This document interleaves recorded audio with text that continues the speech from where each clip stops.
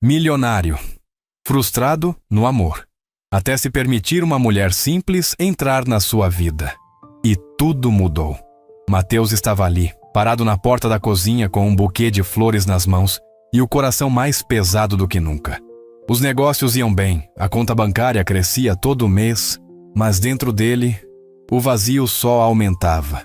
Ele olhava para Inês, aquela mulher de gestos simples, olhar sincero e um cuidado quase invisível, mas que preenchia a casa inteira com uma paz que ele jamais sentira antes. Inês, eu tô cansado de ser o cara que tem tudo, menos alguém de verdade do lado. Eu tentei, juro. Já fiz de tudo para agradar, mas parece que o amor sempre me escapa. Me sinto como se meu mundo fosse bonito por fora, mas completamente frio por dentro. Inês, com o bebê nos braços, apenas o encarou com calma. Não julgava, não interrompia. Ela escutava como se cada palavra de Mateus fosse um pedido silencioso por cuidado. E naquele silêncio, algo dentro dela também se remexia. Aí sabe, Mateus, tem gente que passa a vida procurando algo que só se encontra quando a gente para de fingir. Você não precisa ser perfeito. Você só precisa ser de verdade. E às vezes, o amor está onde a gente menos espera. Talvez, justamente, onde o luxo não chega. A cena se passa numa cozinha banhada pela luz do entardecer. Um ambiente comum, mas carregado de sentimento. É ali, longe dos holofotes, que um milionário desacelera e enxerga, talvez pela primeira vez, que o que sempre procurou não estava nos eventos de gala, nem nas viagens caras, mas no olhar simples de alguém que apenas o escuta com o coração. Essa história é sobre abrir mão das aparências e entender que, às vezes, a sorte no amor não está em conquistar, mas em permitir-se ser amado por alguém que vê além do que o dinheiro pode mostrar. A cidade de São Paulo despertava sob o sol alaranjado da manhã, quando Mateus abriu os olhos em sua cobertura de 400 metros quadrados no Jardim Europa. O teto com pé direito duplo, as cortinas automatizadas se abrindo lentamente, a vista privilegiada para o parque. Tudo ali gritava sucesso, mas o silêncio que ecoava entre aquelas paredes de mármore era ensurdecedor. Aos 42 anos, Mateus tinha construído um império. 3 empresas de tecnologia, investimentos em startups promissoras e um patrimônio que ultrapassava os 8 dígitos. Seus amigos o invejavam. Suas ex-namoradas falavam dele nas redes sociais como o que deixaram escapar. Mas ele sabia a verdade que ninguém via. Por trás do sorriso perfeito das fotos, existia um homem profundamente sozinho. Levantou-se da cama king size e caminhou até o banheiro de mármore travertino. No espelho, viu o reflexo de alguém que parecia ter tudo resolvido. Cabelos bem cortados, corpo em forma mantido por treinos matinais com personal trainer, roupas de grife penduradas no closet climatizado. Mas os olhos não mentiam. Havia uma tristeza ali que nenhum tratamento estético conseguia disfarçar. A rotina era sempre a mesma. Café da manhã preparado pela chefe particular, reuniões que começavam às 8h em ponto, almoços de negócios em restaurantes estrelados, mais reuniões, academia, jantares sociais ou eventos de networking. Uma engrenagem perfeitamente lubrificada de produtividade e aparências. Mas quando voltava para casa tarde da noite e fechava a porta, o vazio o engolia. Senhor Mateus, seu café está servido, anunciou Maria, a governanta que cuidava da casa havia 5 anos. Obrigado, Maria. Ele se sentou à mesa de jantar que comportava 12 pessoas, mas que nunca tinha mais do que ele próprio. Abriu o tablet e começou a checar e-mails, mais propostas de negócios, convites para eventos, mensagens de pessoas querendo marcar um café para pedir investimentos ou conselhos. Ninguém perguntava como ele estava. Ninguém realmente se importava. Foi então que Maria trouxe uma notícia inesperada. Senhor Mateus, preciso conversar com o senhor. Ele ergueu os olhos do tablet, surpreso. Maria raramente tomava a iniciativa de conversas além do estritamente profissional. Claro, Maria. O que foi? Minha filha acabou de ter o bebê. Foi prematuro, está na UTI. Eu preciso ficar com ela. Não posso mais trabalhar aqui, pelo menos não como antes. Me desculpe deixá-lo assim, mas é meu neto, sabe? Mateus sentiu um aperto no peito.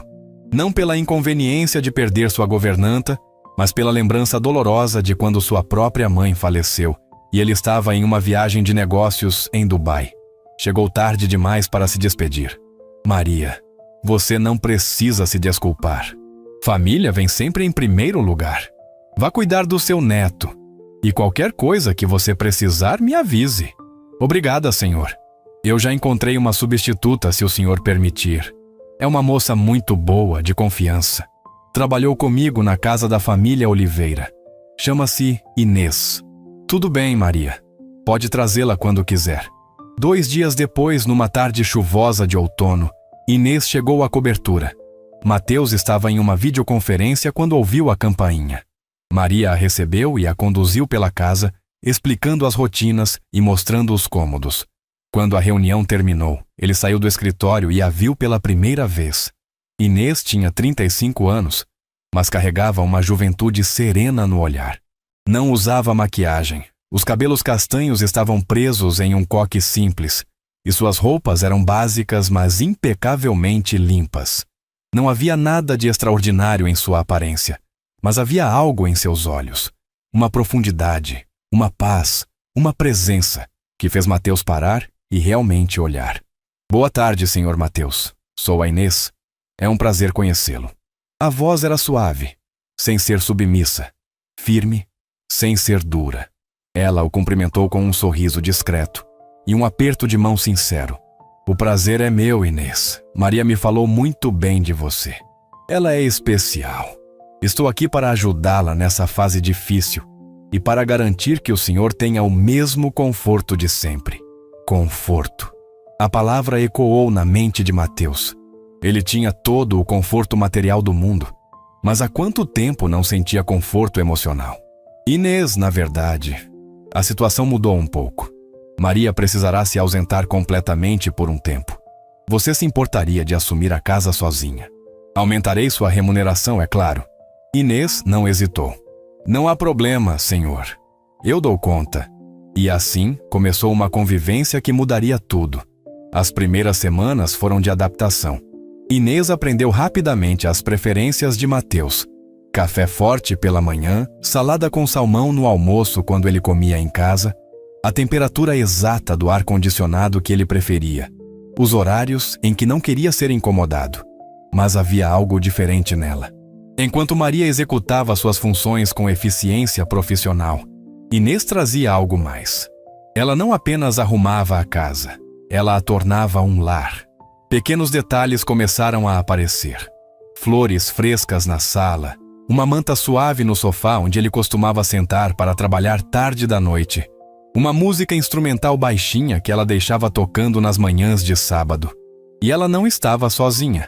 Trazia consigo Miguel, um bebê de 6 meses que cuidava enquanto a mãe da criança trabalhava. A casa, antes silenciosa como um mausoléu, passou a ter vida. O choro de Miguel, suas risadas, o barulho dos brinquedos, tudo isso criou uma atmosfera que Mateus não sabia que precisava. Numa manhã de sexta-feira, ele acordou mais cedo e decidiu trabalhar de casa. Desceu para a cozinha e encontrou Inês cantarolando baixinho enquanto preparava a mamadeira de Miguel. O bebê estava no bebê conforto sobre o balcão, observando-a com olhos arregalados e curiosos. Bom dia, disse Mateus, surpreendendo-a. Ah, bom dia, senhor. Desculpe, não esperava que o senhor acordasse tão cedo. Vou preparar seu café agora mesmo. Não precisa se apressar, eu posso esperar. Ele se sentou em um dos banquinhos do balcão, algo que nunca fazia. Geralmente tomava café na mesa formal da sala de jantar ou em seu escritório, mas naquela manhã, algo o puxou para ficar ali.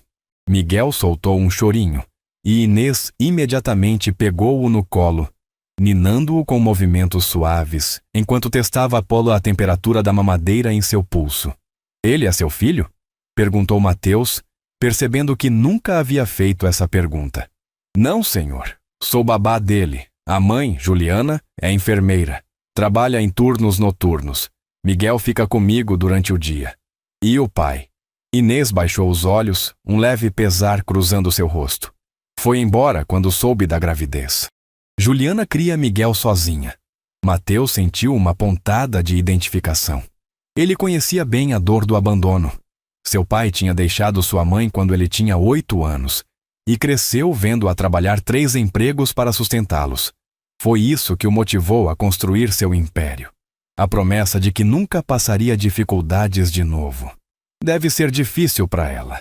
É, concordou Inês, começando a dar a mamadeira para Miguel. Mas ela é forte e tem amor.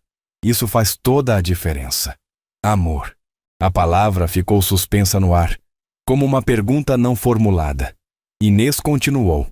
Dinheiro ajuda, é claro. Mas eu já vi muita criança rica e infeliz, e muita criança pobre e cheia de alegria. O que realmente importa é se tem alguém que se importa de verdade, sabe? Mateus observou a forma como ela segurava Miguel, o carinho em cada gesto, a paciência, a devoção. Quando foi a última vez que alguém o tinha segurado assim? Quando foi a última vez que sentiu que alguém realmente se importava? Não com o que ele tinha ou podia oferecer, mas com quem ele era. Você tem filhos, Inês? Ela ficou em silêncio por um momento, os olhos ficando ligeiramente úmidos. Tive uma menina, Sofia. Ela morreu quando tinha 3 anos. Leucemia. O ar saiu dos pulmões de Mateus como se tivesse levado um soco. Inês, eu sinto muito. Não devia ter perguntado. Não, tudo bem. Ela limpou discretamente uma lágrima. Faz 7 anos. A dor nunca passa completamente, mas a gente aprende a viver com ela. É por isso que eu cuido de crianças. Cada bebê que eu seguro é como se eu estivesse segurando ela de novo, sabe? É como se eu pudesse dar a outra criança o amor que eu não pude dar mais a Sofia. Naquele momento, algo se quebrou dentro de Mateus. Todas as suas conquistas, todo o seu sucesso, pareciam absurdamente insignificantes diante da perda que aquela mulher havia suportado. E ainda assim, ali estava ela, cheia de amor para dar, cheia de luz para compartilhar. Você é uma pessoa incrível, Inês, disse ele, com sinceridade absoluta. Ela sorriu timidamente, como se não estivesse acostumada a receber elogios. Eu só faço o que acredito que importa, Senhor. A vida é curta demais para desperdiçarmos com coisas que não fazem nosso coração bater mais forte. Ele ficou ali, sentado naquele balcão de cozinha, observando Inês cuidar de Miguel. E pela primeira vez em anos, sentiu uma vontade profunda de parar. Parar de correr atrás de mais negócios, mais dinheiro, mais reconhecimento. Apenas parar e sentir. Os dias se tornaram semanas, e Mateus começou a encontrar desculpas para estar em casa. Uma reunião que poderia ser por videoconferência, um relatório que poderia revisar melhor no escritório de casa, uma ligação importante que precisava fazer em um ambiente mais tranquilo. A verdade era que ele queria estar perto daquela presença, perto de Inês e do pequeno Miguel, que tinham transformado sua casa fria em algo que parecia vivo. Ele começou a observar pequenos detalhes, a forma como Inês cantava para Miguel quando ele estava inquieto, as histórias que ela inventava enquanto trocava suas fraldas, a paciência infinita que demonstrava quando o bebê cuspia a comida ou chorava sem motivo aparente. E ela também começou a notar coisas sobre Mateus. Numa tarde, ela o encontrou no escritório, rodeado de papéis e com uma expressão exausta no rosto. Ele nem percebeu quando ela entrou com uma xícara de chá. Senhor Mateus, trouxe um chá de camomila. Percebi que o senhor parece tenso. Ele levantou os olhos, surpreso. Ninguém nunca percebia nada sobre ele. As pessoas viam o que ele mostrava: confiança, controle, sucesso. Tem sido uma semana difícil. Estamos fechando uma aquisição complicada. Inês colocou a xícara na mesa e, em vez de sair imediatamente como a etiqueta profissional mandaria, ela ficou ali por um momento. Posso fazer uma observação, senhor? Claro. O senhor trabalha muito. Muito mesmo. Mas o senhor se lembra da última vez que fez algo só porque queria? Sem ser por negócios? Sem ser por obrigação? A pergunta o pegou desprevenido. Ele abriu a boca para responder, mas não conseguiu pensar em nada. Quando foi a última vez que tinha feito algo puramente por prazer? Quando foi a última vez que tinha rido de verdade, sem ser um riso social e calculado? Eu não sei. Inês assentiu, como se já esperasse essa resposta. É que às vezes, quando a gente trabalha tanto para construir uma vida boa, acaba esquecendo de viver essa vida, sabe? É como construir uma casa linda, mas nunca morar nela de verdade. Ela saiu do escritório, deixando-o sozinho com aquelas palavras que ecoaram como um sino. Naquela noite, Mateus não conseguiu dormir. Ficou olhando o teto, pensando. Quando foi a última vez que tinha conversado com alguém sobre algo além de negócios? Quando foi a última vez que tinha passado um domingo sem responder e-mails? Quando foi a última vez que tinha se permitido ser apenas humano? No dia seguinte, era sábado. Normalmente, ele ia ao escritório mesmo no fim de semana. Mas naquela manhã, decidiu fazer algo diferente. Desceu para a cozinha e encontrou Inês preparando panquecas enquanto Miguel brincava no tapete de atividades que ela tinha espalhado na sala adjacente. "Bom dia", disse ele, e Inês se virou surpresa. "Bom dia, senhor. Não esperava vê-lo acordado tão cedo em um sábado. Eu estava pensando, você já levou Miguel ao parque? Levo sempre, nas tardes de sol. Por quê?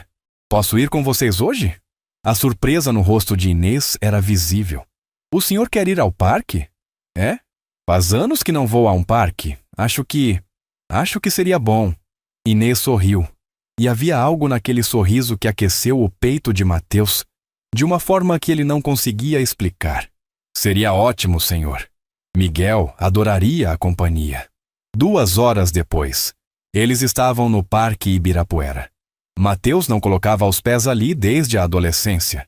Inês empurrava o carrinho de Miguel, parando de vez em quando para mostrar ao bebê os patos no lago, as árvores balançando ao vento, os cachorros correndo na grama. "Olha, Miguel, olha o passarinho." Ela apontava, e o bebê seguia seu dedo com os olhinhos arregalados. Mateus caminhou ao lado deles, observando. Havia algo profundamente belo naquela simplicidade. Sem agenda, sem pressão, sem objetivo além de estar ali, presente no momento. Eles se sentaram em um banco próximo ao lago. Miguel estava dormindo no carrinho e o sol da tarde criava um jogo de luz e sombra nas árvores. "Obrigado por me deixar vir", disse Mateus, quebrando o silêncio confortável. "Obrigado por querer vir, senhor. Acho que o senhor precisa disso mais do que imagina. Pode me chamar de Mateus. Esse negócio de senhor está me fazendo sentir mais velho do que sou." Inês riu baixinho. "Está bem, Mateus." Eles ficaram em silêncio por um momento, apenas observando a vida acontecer ao redor. Crianças brincando, casais caminhando, idosos alimentando os patos. "Inês, você já se sentiu como se estivesse vivendo a vida de outra pessoa?" A pergunta saiu antes que ele pudesse pensar melhor. Ela virou-se para encará-lo, seus olhos cheios de compreensão. "Todo dia, depois que perdi minha filha, eu acordava e pensava, essa não é minha vida. Minha vida tinha uma menina de 3 anos me chamando de mãe. Mas com o tempo, aprendi que a vida que a gente imagina e a vida que a gente vive raramente são a mesma coisa. E tá tudo bem. O importante é não fingir que está vivendo uma vida que não é sua." "Mas como você faz isso? Como para de fingir?" "Você para de se importar com o que os outros esperam de você e começa a se importar com o que você precisa de verdade. Para de construir uma imagem e começa a ser quem você é, com todas as falhas e medos." Mateus sentiu um nó na garganta. "Eu não sei nem mais quem eu sou. Passei tanto tempo sendo o cara de sucesso, o empreendedor, o milionário, que esqueci quem é o Mateus por baixo disso tudo." Inês colocou a mão gentilmente sobre a dele. Um gesto simples, mas carregado de significado. "Então, talvez seja a hora de conhecer esse Mateus de novo. E eu acho que você vai gostar dele, quando der a chance." Naquele momento, sentado naquele banco de praça, com a mão de Inês sobre a sua e o som tranquilo de Miguel dormindo, Mateus sentiu algo que não sentia há muito tempo. Esperança.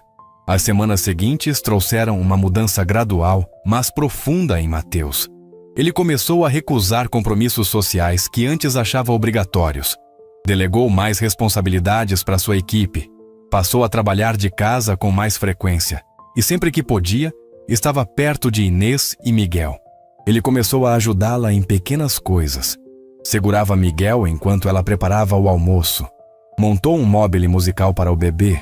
Comprou livros infantis e pedia para Inês ler para Miguel enquanto ele trabalhava, só para ouvir a voz dela enchendo a casa. Uma noite, ele chegou em casa mais cedo e encontrou Inês na varanda, embalando Miguel que não conseguia dormir. Ela cantava baixinho uma música de ninar que ele não conhecia.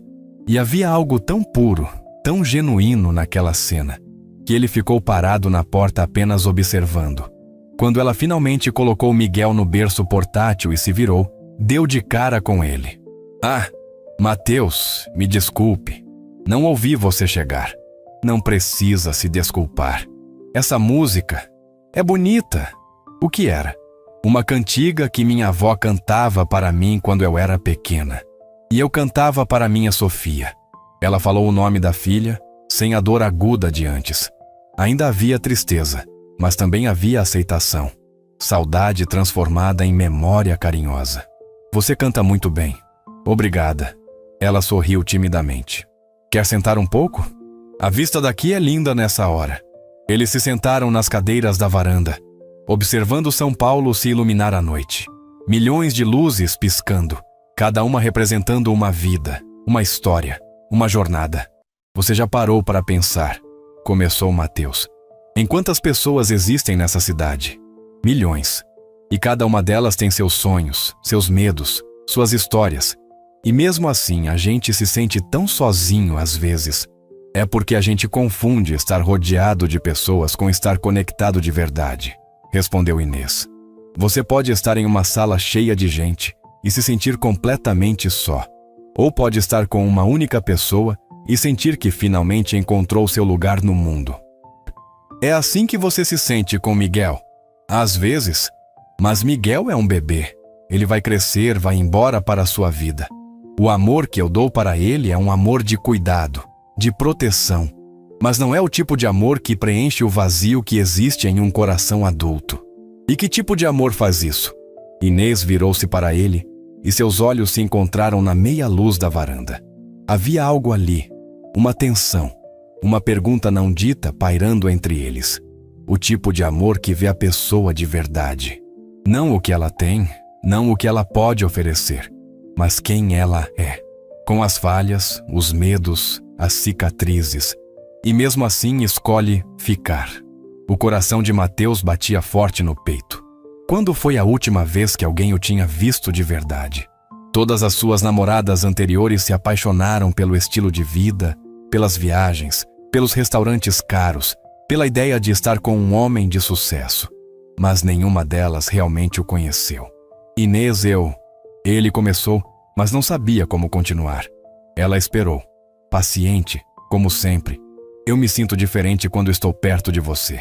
Não sei explicar direito, mas é como se eu pudesse baixar a guarda. Como se não precisasse fingir que está tudo sob controle o tempo todo. E está sob controle? Não, ele admitiu. E havia alívio nessa confissão. Nada está sob controle. Eu finjo que está, mas por dentro eu estou perdido. E cansado, tão cansado de fingir.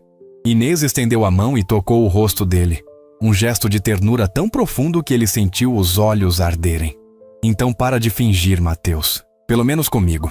Aqui você pode ser quem você é. Pode estar cansado, pode estar perdido, pode estar com medo. Não precisa ser perfeito. Ele cobriu a mão dela com a sua, fechando os olhos e respirando fundo. Quando foi a última vez que tinha chorado? Não lembrava. Mas naquele momento, lágrimas silenciosas começaram a escorrer por seu rosto. Anos de solidão e dor, finalmente encontrando uma saída. Inês não disse nada. Apenas ficou ali, sua presença firme e reconfortante, deixando que ele sentisse, que se permitisse ser vulnerável. Quando ele finalmente abriu os olhos, ela ainda estava ali, Não tinha fugido, não estava julgando, não parecia desconfortável. Apenas estava presente, como sempre esteve. Obrigado, ele sussurrou. Pelo quê? Por me ver. E naquela noite, sob o céu estrelado de São Paulo, algo mudou irrevogavelmente entre eles. Os dias seguintes foram confusos para Mateus. Ele começou a perceber que o que sentia por Inês ia muito além de gratidão ou admiração. Era algo mais profundo, mais assustador. Era desejo, mas não apenas físico. Era uma vontade de estar perto dela, de ouvir sua voz, de compartilhar seu dia, seus pensamentos, seus medos. Mas havia um abismo entre eles. Um abismo social, econômico, de experiências de vida. Ele era um milionário, dono de empresas, frequentador dos círculos mais exclusivos da cidade. Ela era uma babá, uma mulher simples, que trabalhava para sustentar-se depois de perder tudo o que mais amava na vida. E mais do que isso, ela trabalhava para ele. Havia uma dinâmica de poder ali que o incomodava profundamente. Como ele poderia ter certeza de que qualquer sentimento dela por ele seria genuíno? Como ela poderia dizer não, se ele fizesse alguma investida? Esses pensamentos o atormentavam durante as reuniões, durante os almoços de negócios, durante as noites insones. Ele se pegava procurando desculpas para estar perto dela, mas ao mesmo tempo se forçava a manter distância, com medo de criar uma situação desconfortável. Inês, por sua vez, também tinha seus conflitos. Numa manhã, enquanto dava banho em Miguel, sua amiga Clara ligou. Clara era enfermeira e trabalhava com Juliana, a mãe de Miguel. Inês, você tá bem? Você parece diferente ultimamente, disse Clara. Diferente como? Sei lá, mais leve, como se estivesse carregando menos peso nos ombros. Inês sorriu enquanto enxugava Miguel com uma toalha fofinha. Talvez eu esteja, Clara, talvez eu esteja. Tem a ver com esse chefe milionário seu? Juliana me contou que ele é um gato e é super gente boa. Inês sentiu o rosto esquentar. Clara? Não é nada disso. Ah, não me engana. Eu te conheço há 10 anos, Inês. Você não fica assim por causa de nada. Você gosta dele. Eu? Inês hesitou. Admitir em voz alta parecia tornar tudo mais real, mais perigoso. Não importa se eu gosto dele ou não. Nós somos de mundos completamente diferentes. Ele é o Mateus, Clara. Ele tem uma vida inteira, uma carreira, um círculo social. Eu sou só... Para com isso. Clara a interrompeu com firmeza. Você não é só nada. Você é uma mulher incrível, forte, cheia de amor para dar. Qualquer homem teria a sorte de ter você do lado dele, milionário ou não. Mas eu trabalho para ele. E se ele sentir que tem que corresponder porque sou funcionária dele? E se eu parecer interesseira? E se você estiver criando um monte de desculpas porque tem medo de se abrir de novo? Inês, eu vi você morrer por dentro quando perdeu a Sofia. Levou anos para você voltar a sorrir de verdade. E agora, eu vejo aquela luz nos seus olhos de novo. Não jogue isso fora por medo. Depois que desligou, Inês ficou pensando. Clara estava certa. Ela tinha medo. Medo de se machucar de novo, medo de ser rejeitada, medo de que seus sentimentos não fossem correspondidos. Mas mais do que isso, ela tinha medo de estar criando fantasias, de estar confundindo gentileza com interesse romântico. Mateus era um homem bom, ela sabia disso. Mas ele também estava claramente perdido, vulnerável.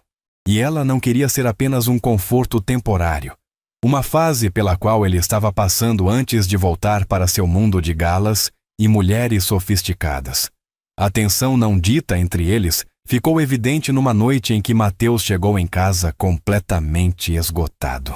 Um dos seus maiores investimentos tinha dado errado, e ele tinha perdido uma quantia significativa de dinheiro.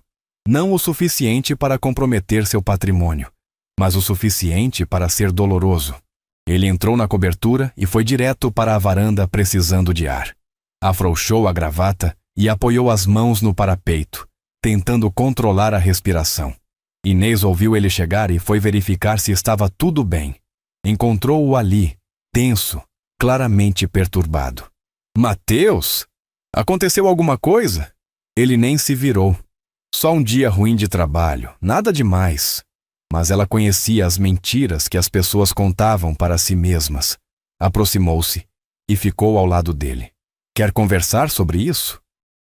Não há muito o que conversar. Eu apostei alto, perdi, é isso. Acontece, mas está doendo. Ele finalmente a encarou e havia raiva em seus olhos. Não dela, mas de si mesmo. Sabe qual é a pior parte? Não é nem o dinheiro. É o fato de que eu achei que tinha controle. Achei que se trabalhasse duro o suficiente, se fosse esperto o suficiente, poderia controlar tudo. Mas não posso. Eu não controlo nada. Ninguém controla, Mateus. A vida é maior que a gente. Mas eu preciso controlar. Ele explodiu, a frustração finalmente transbordando.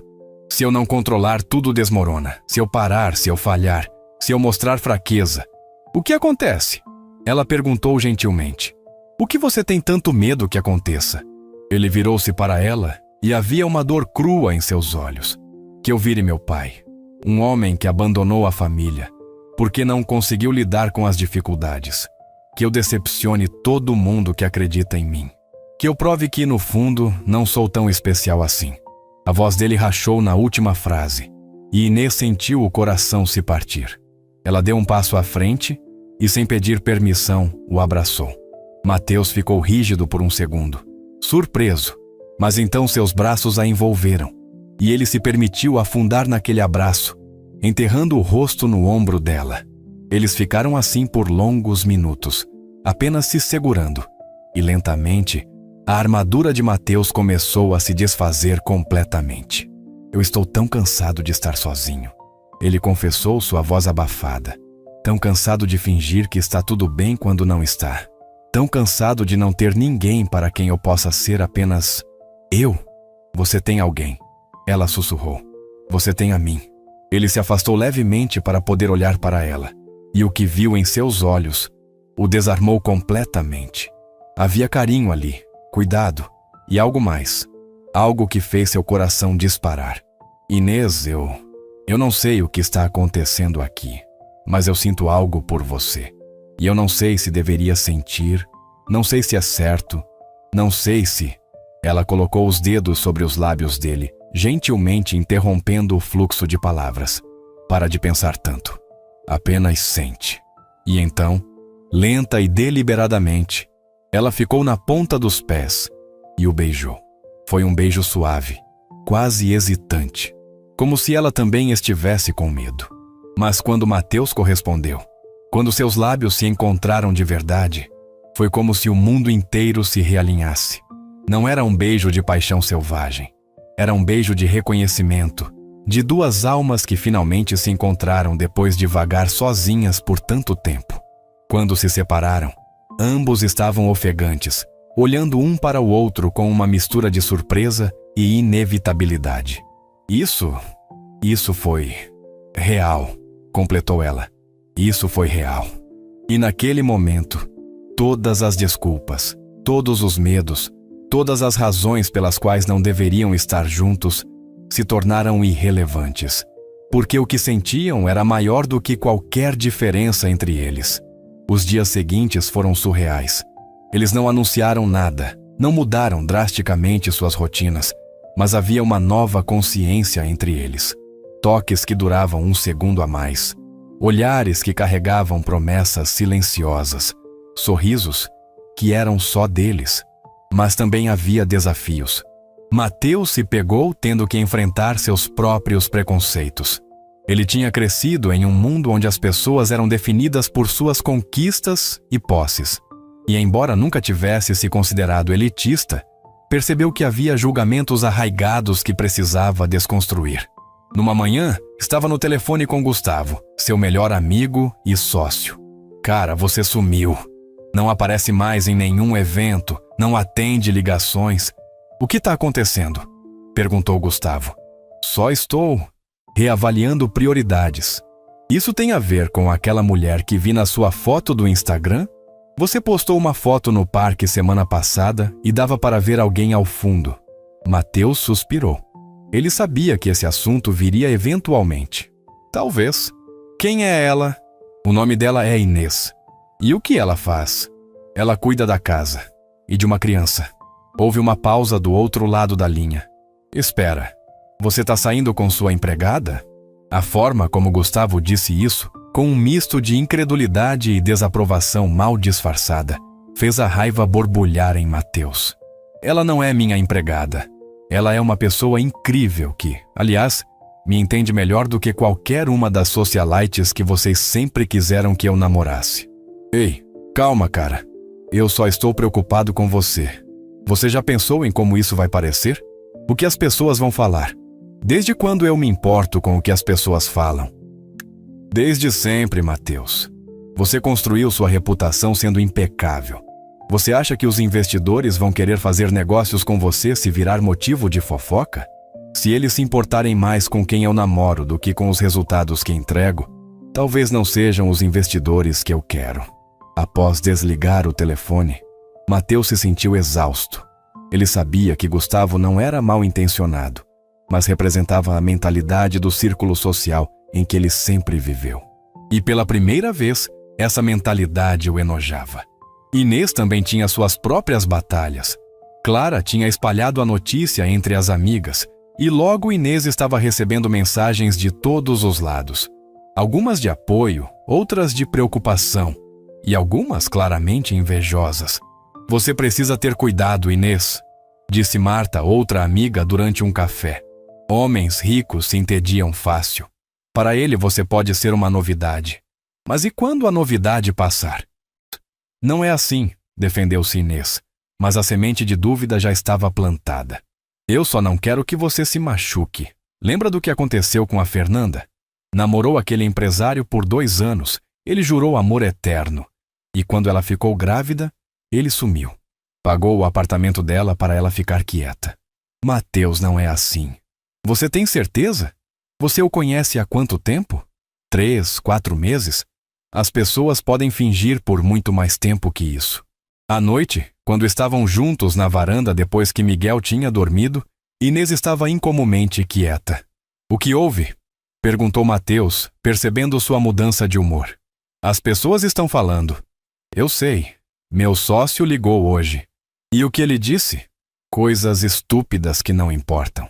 Mas importam para você, para seu negócio, sua reputação. Mateus virou-se para ela, segurando seu rosto com ambas as mãos. Inês, olha para mim. Nada importa mais do que você. Nada. Eu passei a vida inteira construindo um império que me deixou vazio. E então, você apareceu e me mostrou o que realmente importa. Você acha que eu vou deixar a opinião de pessoas superficiais estragar isso? Mas e se eles tiverem razão? E se daqui a alguns meses você perceber que eu não sirvo para o seu mundo? Que eu não sei como me comportar nesses jantares chiques? Que eu não tenho as conversas sofisticadas que... Para! Ele a interrompeu. Você está fazendo isso de novo. Está se diminuindo porque outras pessoas plantaram essas dúvidas em você. Mas eu vou te dizer uma coisa. Eu fui a mais jantares chiques e eventos sociais do que posso contar. E sabe o que eu sentia em todos eles? Vazio, aborrecimento, solidão. Mas quando estou com você, tomando um café simples na cozinha, ou sentado nesse banco do parque vendo Miguel alimentar os patos, eu sinto mais vida do que em todos aqueles eventos combinados. Os olhos de Inês se encheram de lágrimas. Eu só tenho medo de te decepcionar. Você nunca poderia me decepcionar. Sabe por quê? Porque você é genuína. Você é real. E depois de passar tanto tempo rodeado de falsidade, isso vale mais do que qualquer coisa. Eles se beijaram ali, sob as estrelas, e as dúvidas se dissiparam temporariamente. Mas ambos sabiam que esse era apenas o começo. O mundo lá fora não ia aceitar facilmente o que eles tinham. O primeiro grande teste veio quando Mateus teve que comparecer a uma gala de caridade que ele mesmo patrocinava. Ele convidou Inês para acompanhá-lo. Eu não sei, Mateus, disse ela, olhando o vestido que ele tinha mandado entregar. Era lindo, elegante, mas simples. Ele a conhecia bem o suficiente para saber que ela não se sentiria confortável com algo muito extravagante. Você vai ficar linda! E eu vou estar ao seu lado o tempo todo. Mas essas pessoas, Elas vão me julgar. Vão saber que eu não pertenço. Você pertence onde eu estou. E se eles não entenderem isso, o problema é deles, não seu. No dia da gala, Inês estava nervosa. Juliana tinha vindo buscar Miguel mais cedo e ela tinha passado a tarde se arrumando. Clara tinha vindo ajudar com cabelo e maquiagem, tentando acalmá-la. Você está deslumbrante, disse Clara quando terminaram. Ele não vai conseguir tirar os olhos de você. E ela estava certa. Quando Mateus a viu descer as escadas, seu coração literalmente pulou. Ela estava linda, mas mais do que isso, ela estava radiante. Havia uma luz nela que nenhum vestido caro ou joia poderia replicar. Você está perfeita. Ele sussurrou quando ela chegou perto. Não estou tremendo demais. Você está corajosa demais. A gala foi exatamente o que Inês esperava. Intimidante. O salão era deslumbrante, as pessoas impecavelmente vestidas, conversas sobre investimentos, viagens, aquisições. Ela se sentiu como um peixe fora d'água. Mas Mateus nunca largou sua mão. Apresentou-a para todos como Inês, a mulher mais incrível que já conheci. Alguns olharam com curiosidade, outros com ceticismo mal disfarçado, alguns com franca desaprovação. O momento mais difícil veio quando uma mulher chamada Débora, uma ex-namorada de Mateus, os abordou. Mateus, querido, quanto tempo? Ela o beijou nas bochechas, ignorando completamente Inês. Onde você tem se metido? Não te vejo em nenhum dos eventos ultimamente. Tenho estado ocupado. Débora, esta é Inês. Débora finalmente se dignou a olhar para Inês e seu sorriso era afiado. Encantada. E você trabalha em que área, Inês? Era uma pergunta carregada e todos ali sabiam. Eu cuido de crianças, respondeu Inês com a cabeça erguida. E cuido de uma casa. São trabalhos honestos e importantes. Ah, claro, claro, disse Débora com um tom que sugeria o contrário. É maravilhoso ter pessoas dedicadas nessas funções. Mateus sempre teve bom gosto para contratar funcionários. A implicação era clara e Mateus sentiu a raiva ferver. Na verdade, Débora, Inês não é minha funcionária. Ela é minha namorada e sugiro que você trate ela com o respeito que merece. O silêncio que se seguiu foi ensurdecedor. Débora ficou pálida, balbuciou uma desculpa qualquer e se afastou. As pessoas ao redor tinham claramente ouvido o intercâmbio e os sussurros começaram. Vamos embora, disse Mateus para Inês. Mas o evento? Não me importa. Vamos. Eles saíram da gala 1 hora depois de chegar. No carro, Inês estava silenciosa. Eu sinto muito, disse Mateus. Não devia ter te colocado nessa situação. Não, você estava certo em me levar. Eu precisava ver. Precisava entender o quanto isso vai ser difícil. E agora? Ela virou-se para ele e havia determinação em seus olhos.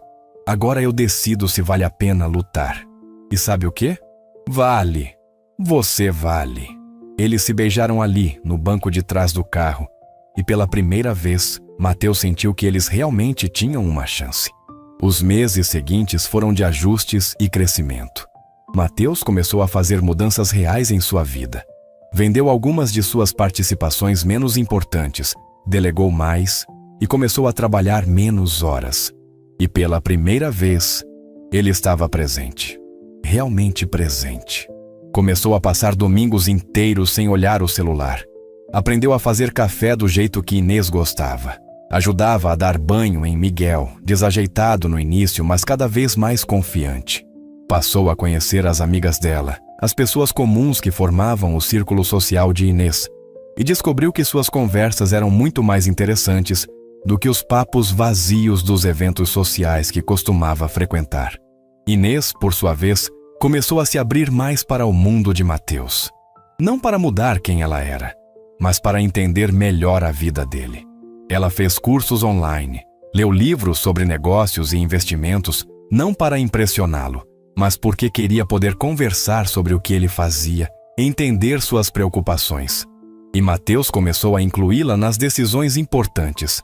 Pedia sua opinião sobre negócios e muitas vezes ficava surpreso com a sabedoria prática que ela tinha. Ela não entendia de fluxo de caixa ou EBITDA, mas entendia de pessoas, de motivações, de honestidade, e isso frequentemente era mais valioso. Um dia, ele chegou em casa e encontrou Inês fazendo anotações em um caderno. "O que você está escrevendo?" "Ah, é um projeto. Uma ideia que tive." "Posso ver?" Ela hesitou, mas então mostrou. Era um plano de negócio, básico, escrito à mão, mas surpreendentemente bem pensado, para uma creche comunitária. "Eu estava pensando", explicou ela, "que há tantas mães como a Juliana que precisam trabalhar, mas não têm onde deixar seus filhos. E tantas pessoas como eu que adoram cuidar de crianças. Então pensei, e se a gente criasse um espaço? Um lugar acessível, seguro, onde mães trabalhadoras possam deixar seus filhos?" Mateus ficou olhando para o caderno, e então para ela, com admiração genuína. "Isso é brilhante." "Sério? Sério? Você já pesquisou sobre o mercado? Custos? Regulamentações?" "Um pouco. Mas é só um sonho, sabe? Eu não tenho dinheiro para..." "Eu tenho." Inês arregalou os olhos. "Mateus, não. Eu não posso aceitar seu dinheiro para..." "Por que não? Eu invisto em startups o tempo todo. Por que não posso investir em algo que vai realmente mudar vidas? E além do mais, isso seria seu negócio, não meu. Eu seria apenas um investidor silencioso.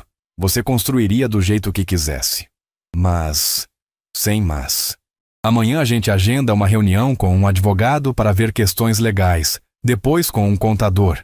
Vamos fazer isso do jeito certo." Inês tinha lágrimas nos olhos. "Por que você faz isso por mim? Porque você me mostrou que o verdadeiro sucesso não é quanto dinheiro você tem, mas quanto bem você pode fazer no mundo. E porque ver você realizada me faz mais feliz do que qualquer aquisição milionária poderia fazer." Eles se abraçaram ali, na sala, e Mateus percebeu que pela primeira vez em sua vida, ele estava usando seu sucesso para algo que realmente importava. Mas nem tudo era um conto de fadas. 6 meses depois, uma crise abalou seu relacionamento. A notícia veio numa manhã comum.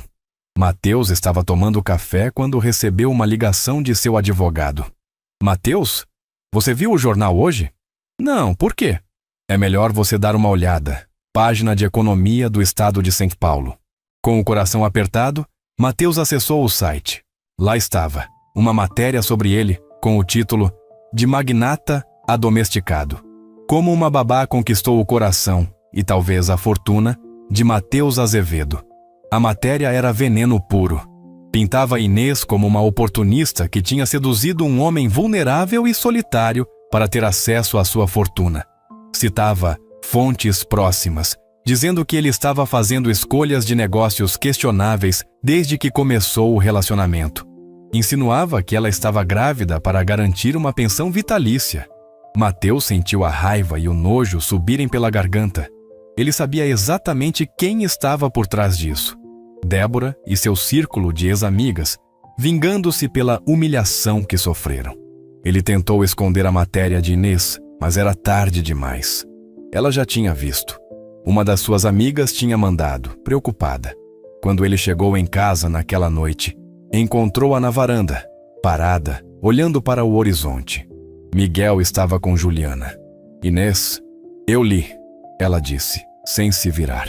"Li cada palavra daquela matéria nojenta. Não é verdade. Nada daquilo é verdade. Eu sei que não é. Mas isso não importa, não é? As pessoas vão acreditar. Vão sempre achar que eu estou com você pelo dinheiro. Quem se importa com o que as pessoas pensam?" Ela finalmente se virou e havia dor em seus olhos. "Eu me importo, Mateus. Não por mim, mas por você. Você trabalhou a vida inteira para construir sua reputação. E agora, por minha causa, estão te destruindo." "Eles não estão me destruindo. São apenas pessoas amargas que... E seus investidores? Seus sócios? Gustavo ligou para você hoje?" Mateus ficou em silêncio. Gustavo tinha ligado, sim, pedindo uma conversa séria sobre estratégia de imagem. "Isso vai passar", disse Mateus, embora não tivesse certeza. "Ou vai piorar."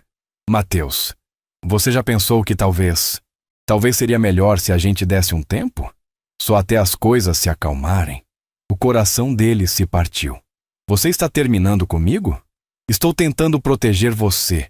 Eu não preciso de proteção. Eu preciso de você. E se eu for a razão pela qual você perde tudo? E se daqui a 1 ano você olhar para trás e perceber que eu fui o pior erro que você cometeu? Mateus se aproximou dela, segurando seus ombros. Inês, me escuta. Eu já perdi coisas antes. Já tive prejuízos, já tive negócios que falharam, já tive investimentos que foram pelo ralo. Mas sabe o que seria realmente perder tudo? Seria te perder, porque você não é uma parte da minha vida. Você é minha vida agora. E eu escolho você, sempre. Mas, não tem mas. Eu escolho você, acima dos negócios, acima da reputação, acima de tudo. E se algum investidor quiser se afastar porque eu escolhi amar uma mulher incrível, então que se afaste. Eu vou reconstruir como sempre fiz, mas não vou reconstruir sem você. Inês começou a chorar, e ele a puxou para seus braços. Eu tenho tanto medo, ela confessou. Medo de não ser suficiente. Medo de que você se arrependa. Medo de que... Eu sei, eu também tenho medo. Medo de te perder. Medo de te machucar. Medo de não ser o homem que você merece. Mas o medo não pode comandar nossa vida. A gente enfrenta ele juntos. Eles ficaram abraçados ali por muito tempo, deixando que a tempestade de emoções passasse. No dia seguinte, Mateus fez algo inesperado. Convocou uma coletiva de imprensa. Inês tentou dissuadi-lo, mas ele estava determinado. Senhor Azevedo, você convocou essa coletiva para responder à matéria sobre seu relacionamento? Perguntou um jornalista. Sim, mas não da forma que vocês esperam. Eu não vou me defender das acusações ridículas daquele artigo, porque fazer isso seria dar-lhes credibilidade que não merecem. O que eu quero é fazer uma declaração clara. Inês é a melhor coisa que já me aconteceu. Ela não está comigo pelo meu dinheiro. Ela está comigo apesar dele. Ela me conhece de verdade, vê minhas falhas, meus medos, e mesmo assim escolhe ficar. E eu tenho a honra de estar com ela. Mas e as críticas de que ela seja uma oportunista? Pessoas que fazem essas críticas não a conhecem. Inês é a pessoa mais genuína e altruísta que já conheci. Ela dedicou sua vida a cuidar de outros, mesmo depois de perder sua própria filha. Ela trabalha duro, tem dignidade e está construindo um negócio do zero para ajudar mães trabalhadoras. Então, para quem acha que ela está comigo pelo dinheiro, vocês não a conhecem. E francamente, suas opiniões não importam. O senhor está dizendo que vai continuar o relacionamento apesar da pressão pública. Eu estou dizendo que vou me casar com ela. Ele anunciou, e a sala explodiu em murmúrios. Se ela aceitar, é claro, porque encontrei nela não apenas uma parceira, mas um lar. E não vou jogar isso fora por causa de fofoca ou pressão social. A notícia explodiu. Alguns criticaram, outros defenderam, mas no final das contas, a honestidade de Mateus e sua defesa inequívoca de Inês mudaram a narrativa. As pessoas começaram a ver o amor genuíno entre eles, não o escândalo inventado. 3 meses depois, num sábado à tarde, Mateus levou Inês ao parque onde tinham passado aquele primeiro dia juntos. Miguel estava com Juliana, e eles caminharam até o mesmo banco onde tinham conversado sobre vida, perda e recomeços. Por que a gente veio aqui? Perguntou Inês, embora já desconfiasse. Porque foi aqui que eu percebi pela primeira vez que a vida que eu estava vivendo não era vida de verdade.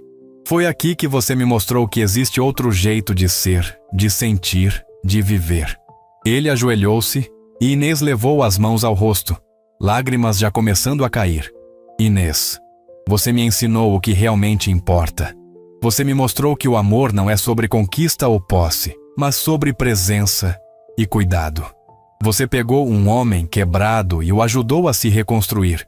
E agora eu quero passar o resto da minha vida retribuindo esse cuidado, essa dedicação, esse amor incondicional que você me deu. Ele abriu uma caixinha simples, com um anel singelo, mas lindo. Quer se casar comigo? Não pelo dinheiro, não pelo status, mas por amor? Para construirmos uma vida juntos, onde o que importa não são as aparências, mas a verdade do nosso coração. Sim, ela disse entre lágrimas. 1000 vezes sim. Eles se beijaram ali, enquanto o sol se punha sobre São Paulo, e os poucos passantes que testemunharam o momento aplaudiram. O casamento foi pequeno e íntimo. Na própria cobertura, transformada com flores simples e muita luz natural. Apenas amigos próximos e família. Juliana estava lá com Miguel, agora com 1 ano, que serviu como pajem desajeitado e adorável. Clara era a madrinha, e até Gustavo compareceu, tendo finalmente entendido que o amigo tinha encontrado algo raro e precioso. Na hora dos votos, Mateus segurou as mãos de Inês e disse: Eu prometo nunca mais me esconder atrás de aparências. Prometo ser vulnerável com você, honesto, presente. Prometo valorizar cada momento simples que tivermos juntos, mais do que qualquer conquista profissional. E prometo te amar não apesar das nossas diferenças, mas por causa delas, porque foram essas diferenças que me mostraram um mundo inteiro que eu estava perdendo. Inês, com os olhos marejados, respondeu: Eu prometo nunca deixar você esquecer quem você é de verdade.